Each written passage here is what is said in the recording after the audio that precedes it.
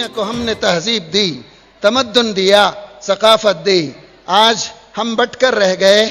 تو وہابی ہے، یہ بریلوی ہے، یہ دیوبندی ہے، یہ تبلیغ کا ہے، یہ جماعت اسلامی ہے. ارے یار، قیامت کے دن ان بنیادوں پہ نجات ملتی تو یہ سرٹیفکیٹ تو حاصل کرنا بڑا آسان تھا. ان جماعتوں کی تاریخ کو اگر دیکھیں 60-70 سال سے زیادہ تو نہیں. کیا اس سے پہلے لوگ اسلام پر نہیں مرے؟ کیا زمینوں میں اسلام باقی نہیں تھا؟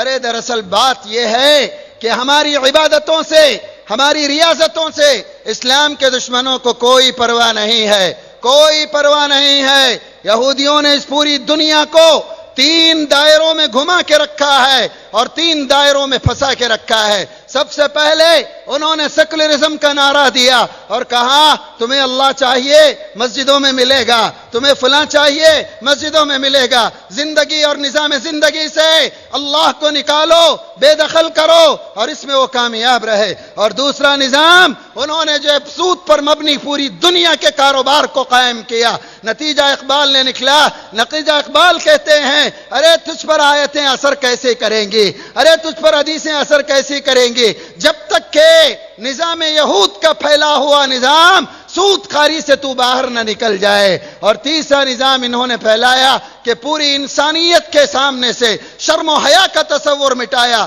انجام کیا نکلا؟ یورپ میں فیملی سسٹم ختم ہوا، تباہ اور برباد ہوا. بل کلنٹن کے وہ الفاظ نہ بھولیے جس نے کہا تھا اور چند سالوں کے اندر پورے امریکہ کی زمین پر حرامی بچوں کی بھرمار ہوگی اس لیے کہ ہمارا فیملی سسٹم برباد ہو کر رہ گیا. اور یہ نظام دے کر دنیا کو کسی سے کوئی فکر نہیں تھی. آج بھی اسلام کے دشمنوں کو نماز پڑھنے والے، روزہ رکھنے والے، حج اور عمرہ کرنے والے اور جو ہے تسبیح ڈھکیلنے والے، نفلوں کا اہتمام کرنے والوں سے کوئی فکر نہیں ہے. انہیں ڈر ہے امت کے اس طبقے سے جو اسلام کو مذہب نہیں نظام زندگی سمجھتا ہے، جو آئیڈیالوجی کے طور پر جس نے اسلام کو قبول کیا ہے، جو تڑپتا ہے، مچلتا ہے اور اس دنیا سے کہتا ہے تیرا رومن لا چلا گیا، کمیونزم اپنی ہی زمین پر بے موت مر گیا، کیپٹلزم کی بربادیاں تو نے آنکھوں سے دیکھ لی. اس دنیا کو اگر راحت چاہیے ایک ہی راحت ہے اور وہ دین اسلام میں ہے، اور وہ دین اسلام میں ہے. اور یہ دین اسلام کی راحت کون پہنچائے؟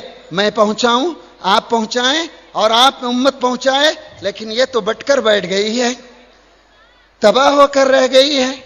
پچھلے 90 سالوں میں اللہ نے پیٹرول کی دولت سے مالا مال کیا، لیکن ان ملکوں نے دین کی نشر و اشاعت کے بجائے، اسلامی آئیڈیالوجی کو پھیلانے کے بجائے اپنے مسلک کو تھوپنے کی کوشش کی. پوری امت کو اسلام کے عظیم الشان ماضی سے ہٹایا، امت کے نوجوانوں کو بغاوت پر آمادہ کیا.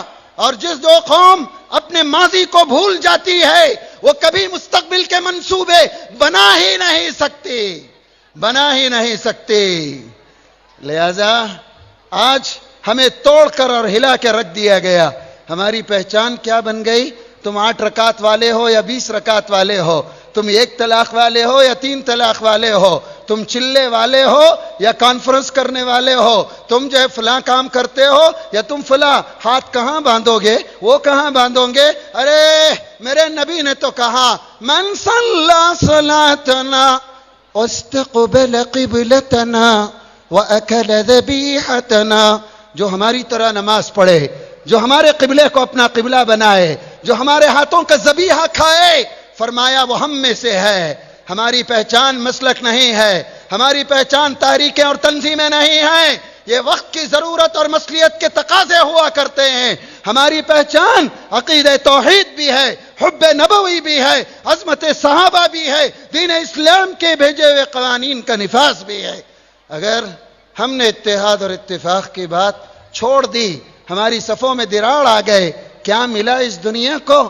آج اسلامی ممالک نے ہمارے محلوں میں ہر 2 گلی بعد ایک 4 اینٹ کی مسجد بنائی اور امت کو توڑ کر قیمہ ٹکڑے نہیں قیمہ بنا کے رکھ دیا.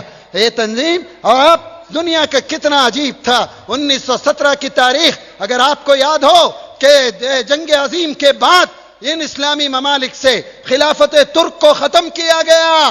علامہ اقبال نے اسی وقت کہا تھا علامہ اقبال نے اسی وقت کہا تھا، ترک نادان خلافت کی قبا کی چاک، اس کی نادانی بھی دیکھ، اس کی عیاری بھی دیکھ، اس کی نادانی بھی دیکھ، اس کی عیاری بھی دیکھ۔ یہ امت جو پوری دنیا کے لیے رہبری کا درجہ رکھتی تھی، جزیات میں الجھ کر رکھ دی گئی۔